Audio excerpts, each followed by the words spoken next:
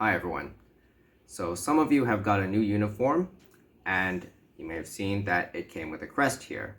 Now not everyone around here knows how to sew, so I'm putting this video together to show people just a basic setup on how to get this crest placed onto this uniform here. So what we're working with here is I have my standard uniform right here. So such, I've got my crest. And the other tools that we're going to use for this here, we're going to have some masking tape on the side, some thread. I'm going to use black for this one so that you can see what I'm doing here, but ideally you want to use white thread, a matching thread for this particular job here.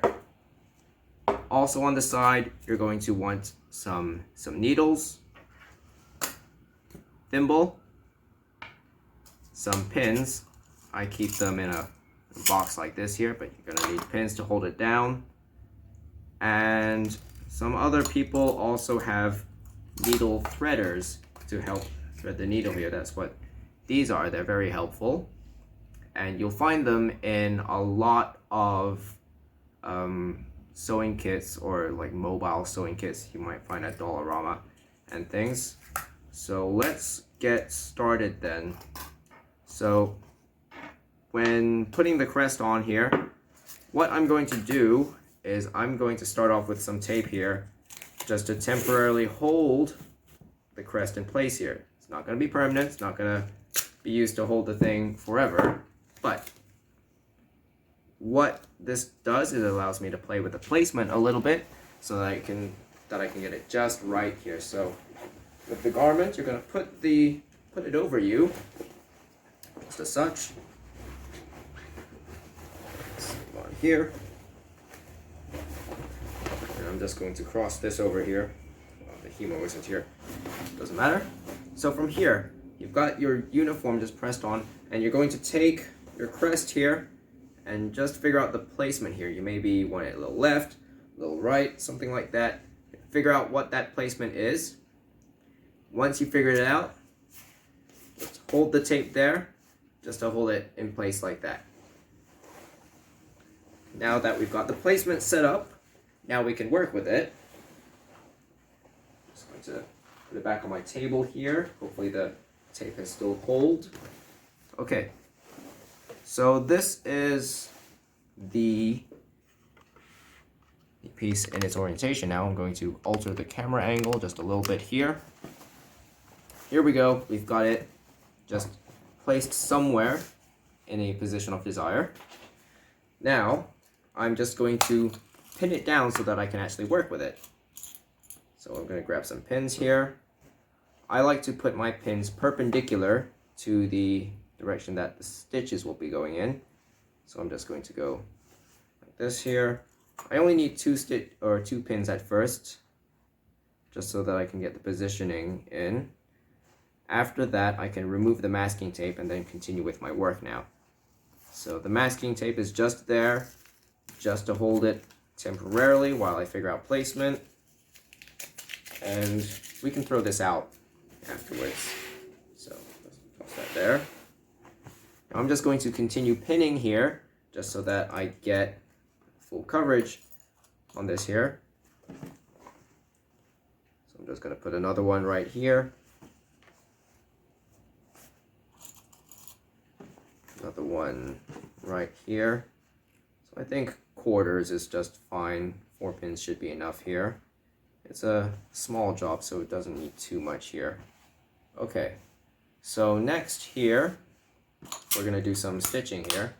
Let me just get my needle out. So I'm just going to pick a short needle here, get some thread here. Now, when doing this, I like to cut the thread at a 45-degree angle. It makes it go through the needle a lot more easily. If you cut the thread perpendicular or at a right angle, I find the edges get frayed and it becomes a lot harder to thread it through the needle. So if I cut it at an angle like this here, I get a slightly sharper edge, and then it allows me to to thread the needle more easily.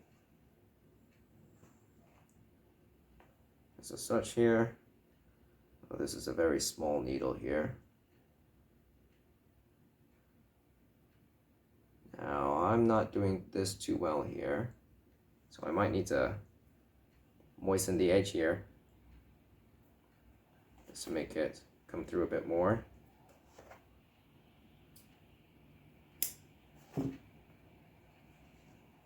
I'm usually using a bigger needle.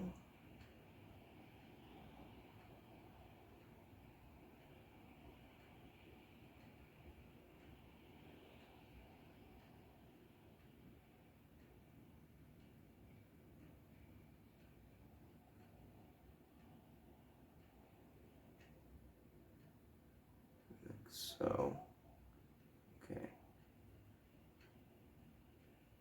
So that's just threading the needle just like that. That's one way to do things. You can do it without a threader. Alternatively, you could use a needle threader though, if your kit came with one. And these are very simple to utilize, really. You have one of these here with a, it doesn't show very well on the camera, but it has a loop here. You can just fit the loop through the needle hole, as such.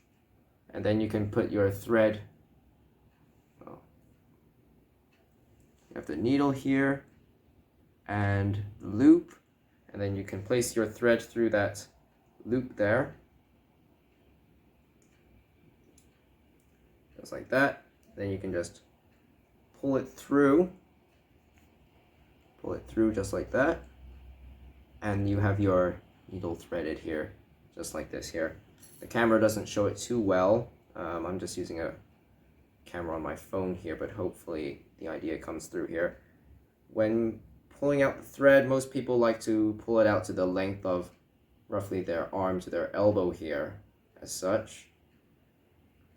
So I have two edges like this here, just like that. I'm going to cut one edge, or cut the thread now, just like so.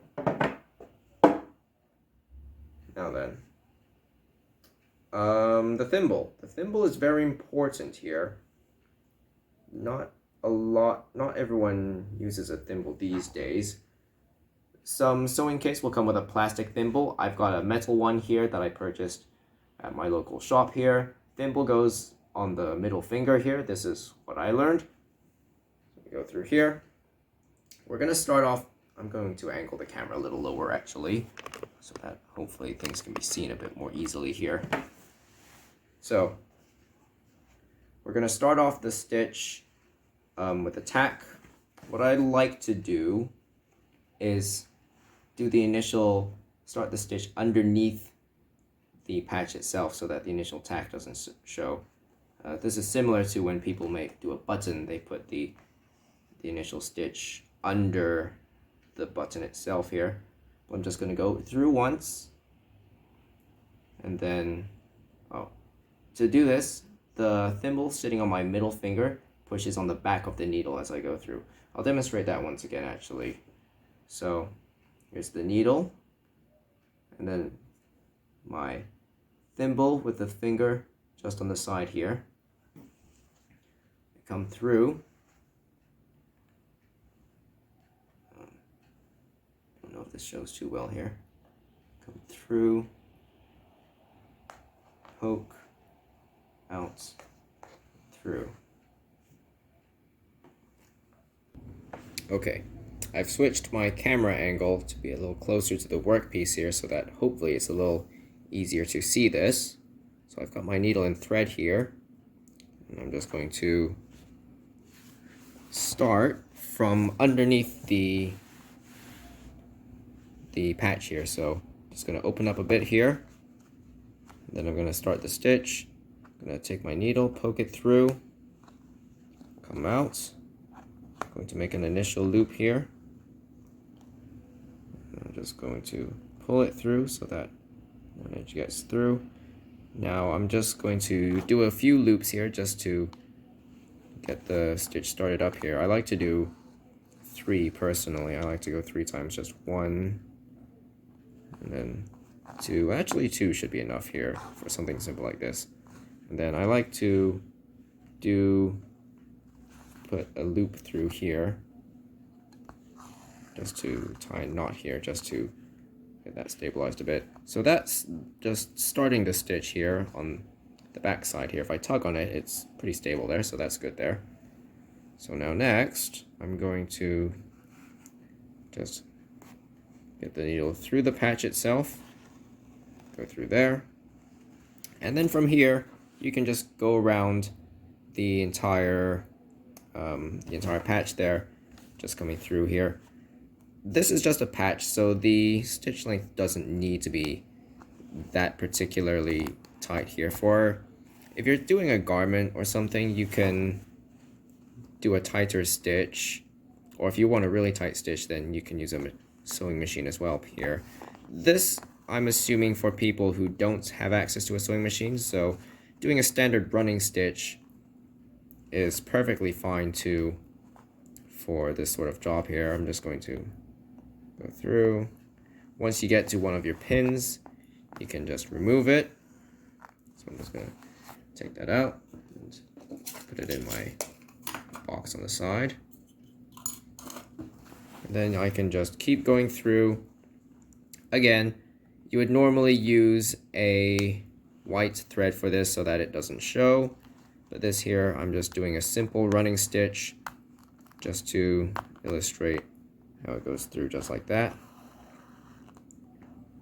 And then you can just keep going through with this all the way around, like so.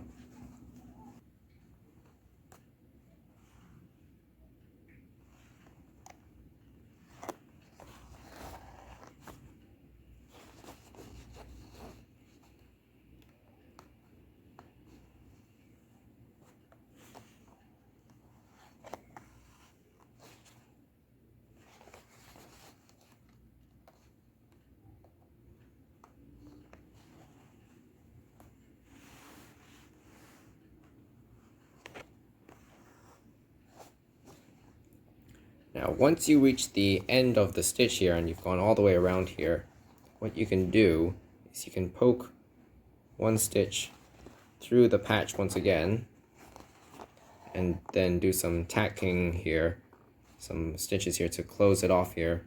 So once again, just going to go underneath the patch, do a stitch here, and then just loop that stitch a few times, coming 1. I like to do, I think 2 is fine. For the final one, sometimes I like to do 3 here.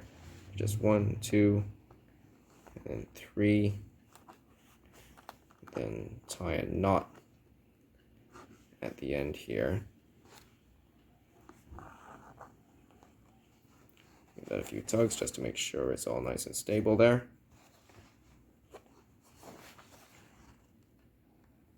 And cut off the excess thread at this point here.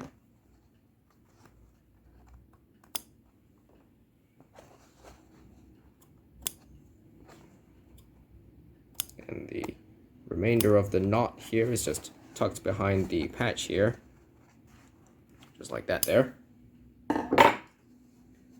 And there we have it.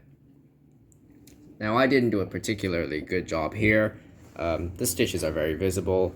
If you wanted to do a nicer job, you could do tighter stitches, smaller stitches, and things like that, but this is just a simple demonstration here. And it's just a patch too. It doesn't need to be, immensely stable. This is plenty sufficient for anyone doing karate here. And we can just see on the other side here, you just have the other side of the stitch, just like that. Very simple, very easy. So that's it there. After you've got your patch on, you just get up and go back to doing some karate.